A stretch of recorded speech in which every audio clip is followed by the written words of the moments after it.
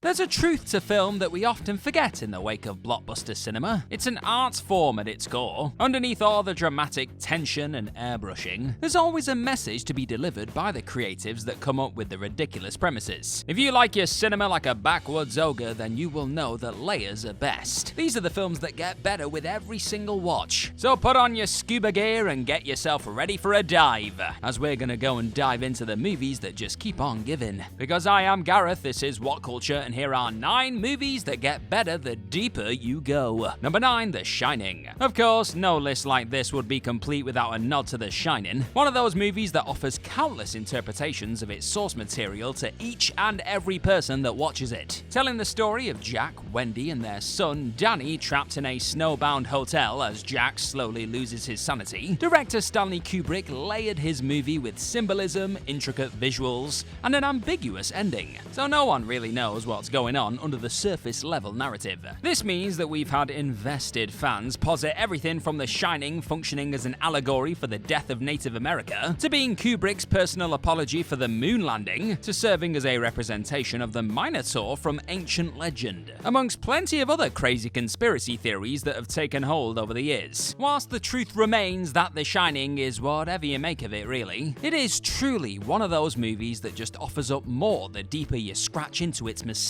construction, with audiences still coming up with theories to this day. Still nothing on Kubrick keeping in that bear noshing off a guess with no context though. Number 8, Vanilla Sky. An English language adaptation of Alejandro Amenabar's movie Open Your Eyes, Vanilla Sky is the total recall of a modern generation, mixing lucid dreaming with reality to the point that it's difficult to discern which is which. It is a film that definitely deserves more than one watch to unspool all the layers and clues mixed into its production. Planned from the outset by the filmmakers to be a movie that lends itself to reading closely. Director Cameron Crowe said himself in production notes, "We constructed the movie visually and story-wise to reveal more and more the closer you look at it. As deep as you want to go with it, my desire was for the movie to meet you there." And this intention has been met with plenty of fan discourse about the truth of the movie. Some believe that the film's exploration of David's psyche is akin to Christianity. Some believe that life and death have become merged and confused. And some believe the whole thing is a dream.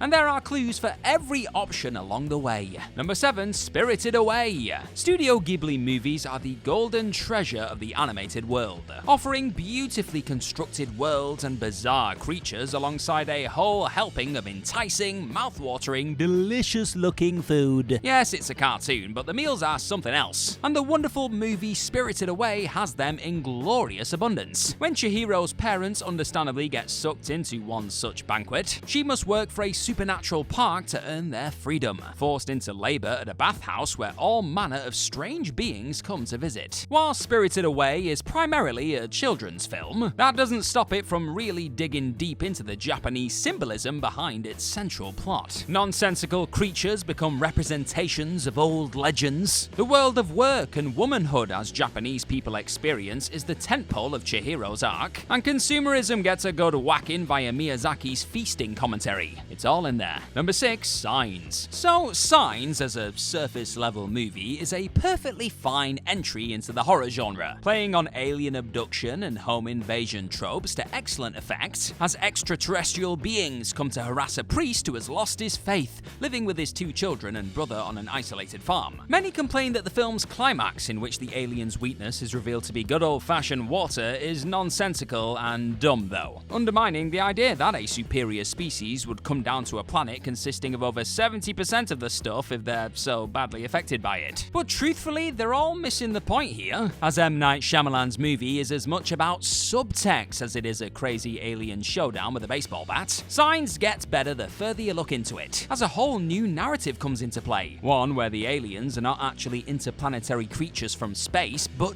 demons instead. Yep. Graham's struggling relationship with God is what plays out as the movie progresses, with the actions of what would be Hellspawn reigniting his faith by the end of the film. It just makes sense. Number 5, Blade Runner. Blade Runner's sumptuous visuals and seminal impression on science fiction will always be a joy to return to for its craftsmanship alone. But if there's any story that has more to offer than standard character arcs, well, it is this 1982 title. Featuring a man tasked with wiping out rogue AI that think they're human, Deckard is a replicant hunter who has the unfortunate bad luck to fall in love with one of those he's hunting, bringing about some messy results in his mission to wipe out replicant kind for good. The film has long been praised for having far more to it than meets the eye, if you'll excuse the pun, since even eyes themselves are a part of Ridley Scott's masterful seeding of doubt around Deckard's heritage. Whilst Blade Runner offers multiple readings of whether our protagonist is in fact a replicant too, it's through its religious and philosophical symbolism that the movie really shines, incorporating questions around mortality and the universe in small details and overarching themes. There is a lot going on here. The world building of Blade Runner lends itself perfectly to a deep dive, with something different resonating with each audience that watches. Number 4. Pulp Fiction. Like many directors on this list, Quentin Tarantino has a particular, unavoidable style smeared all over his movies that make them as undeniably his as a wad of his own spit. And it's one that seeps down to even the smallest of details. Having such control over his artistic works means that everything we see on screen is there for a reason, and trying to figure out exactly what that could be is half the fun of watching his movies. Popular theories for Pulp Fiction stem from the briefcase that Jules and Vincent carry around, stating that it's everything from a load of gold to their very own imprisoned human soul.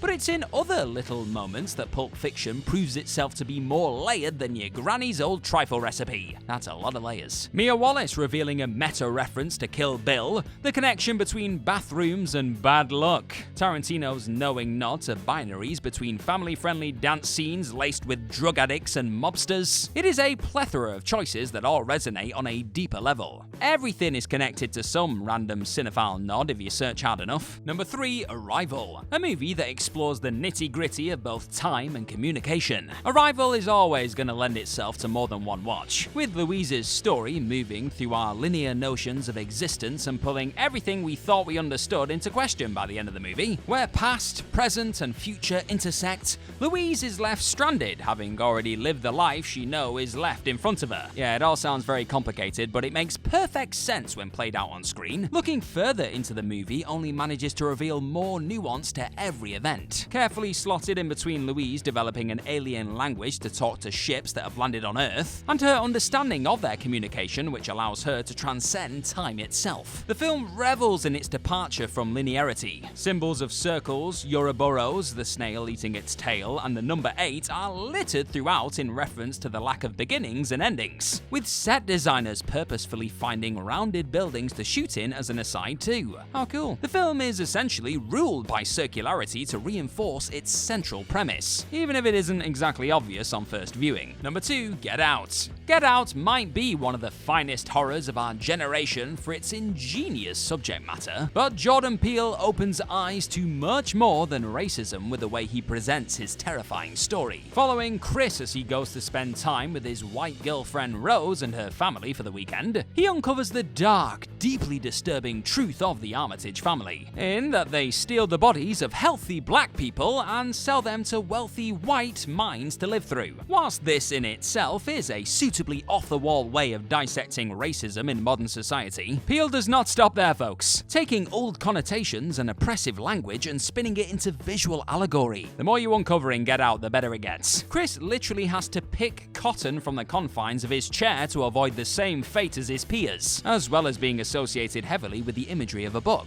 a term for black men who refuse to bow to white authority. Red and blue are pitted against each other in a mockery of the American flag, and even old TV ads are surreptitiously run for political reference. Every morsel of this movie is steeped in symbolism, and now I want to watch it all over again. Number 1. Donnie Darko. Those who have watched Donnie Darko only once will have had a very weird time. A film that fluctuates between time and space, and one that moves between dimensions as it progresses. The weirdness of Donnie Darko is only superseded by its copious symbolism, rife with religious and cyclical pointers hidden between its impossible timeline. It's a hell of a ride. When the ridiculously named Donald Darko has an aeroplane engine crash into his bedroom, his life life unravels into what could be a severe mental illness or a parallel dimension, one where a freakish-looking rabbit haunts him with prophecies of the future. The movie is definitely a complicated one, driven by a time loop that can only be closed by Donnie's actions. But even he doesn't necessarily understand what they are or why as the film plays out. Digging into Donnie Darko is mind-numbing, but in the best of ways. Trying to piece together how it all functions is an exercise in vain, with aliens, the undead, and intersecting dimensions all coming together in one big mess. It's brilliant.